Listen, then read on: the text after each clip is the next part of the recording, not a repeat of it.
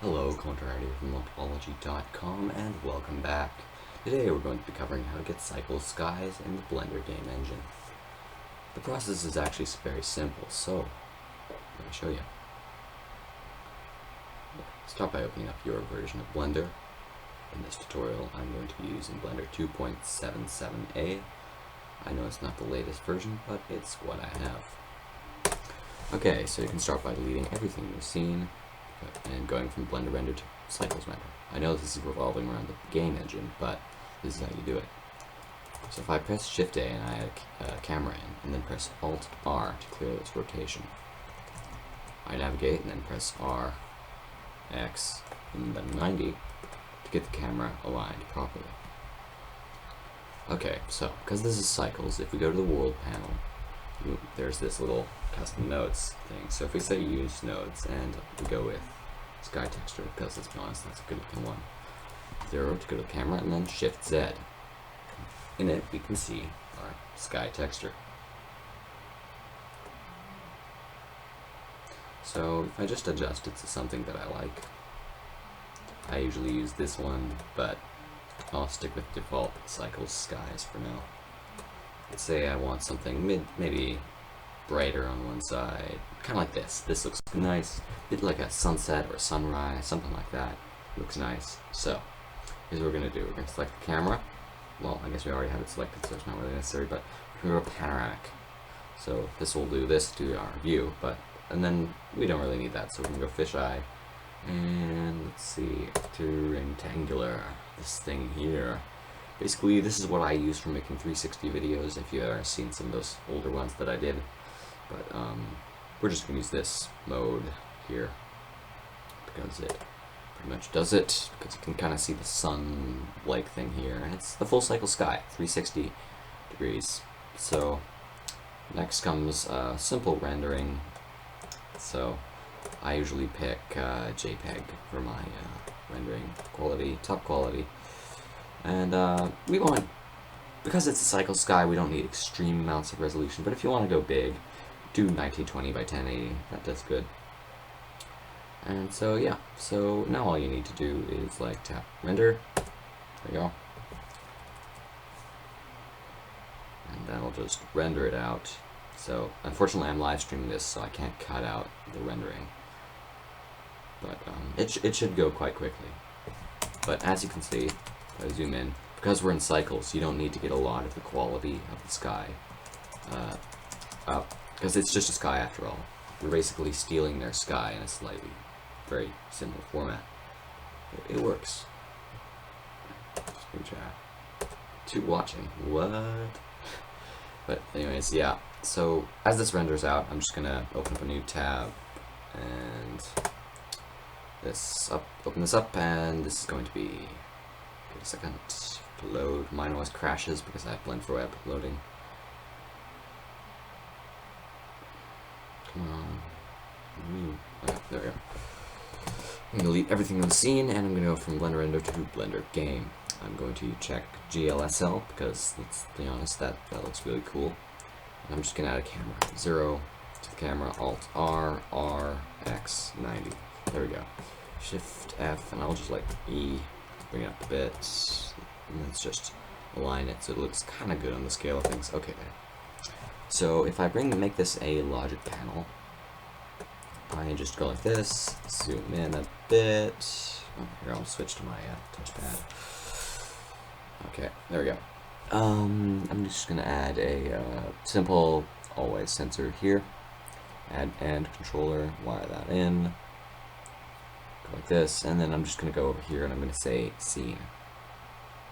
What I'm going to do is I'm going to add a background scene so that all objects are visible in front of it, but it basically replaces your world.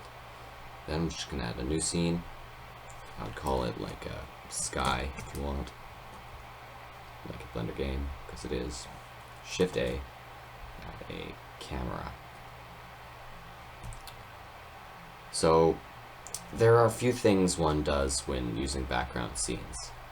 If you're using visuals, like if you have a mouse look thing going, then you'd use this the mouse look to make sure it is in sync with how your camera looks around. but as I'm just doing this very quickly, so I'm not going to do that.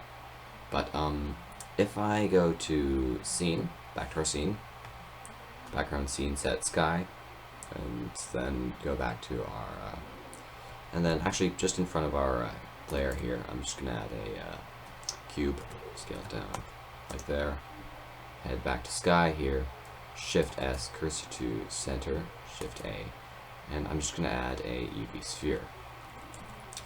Zoom out, scale it up, and then I always, because I like quality, make it smooth, tab, go to edit mode, and just subdivide it once. I'm going to select the top, delete it. I'm going to go down to the bottom, select it, delete it, Alt, select one line, see if I can find it. Shading UVs, mark scene. A twice, select absolutely everything. Go over here. And let's see, is it finished? Yes, our render is finished, so all we need to do is go image, save as image, and we'll just put it in a place we can find it. Right here, and I'm just going to call it Sky Cycles. Sky Cycles, there we go. Save as image. And we can just close this because, let's be honest, it's not really worth saving. Okay, let's add a new texture to this, or material, UV image editor. Do this, go here, right here, let's scroll down till we find our sky cycle. Here, select it, open image, like that. Okay, come on, this laggy machine. Maybe being spammed in chat. Ooh, oh, bad, low video output. I will close this, that should fix that. Okay, let's see, so in this panel here, we're just going to say sphere projection. I'm going to say scale to bounds and align to object. Select everything, tab, out. Alright, so if I go to textured mode, looks nice, like pretty nice, right? So one more thing that is always good because you can't see it from the inside, vertices. I would just always edges, let's see, it's normals, flip normal. So now it can be visible from the inside. Actually, you can make really cool black hole effects using this kind of flip normal interface. What does that mean? Alt S0, so selecting the top and the bottom vertices. Not everyone will agree with me that this is the best way to make a sky. This is just my favorite because, well, I have been checking out different ones for a while, and it's slightly easier than working out a skybox. It's a lot more efficient. But anyways, if we run the game now, okay, nothing's going to show up. That is because if we go to sky, select our sky, make it shadeless. Shadeless will detect that light does not really matter with it. And we have a problem. Okay. Shift A, and I'm just going to add a lamp. Sun. Gotta wonder what determines what background shows up.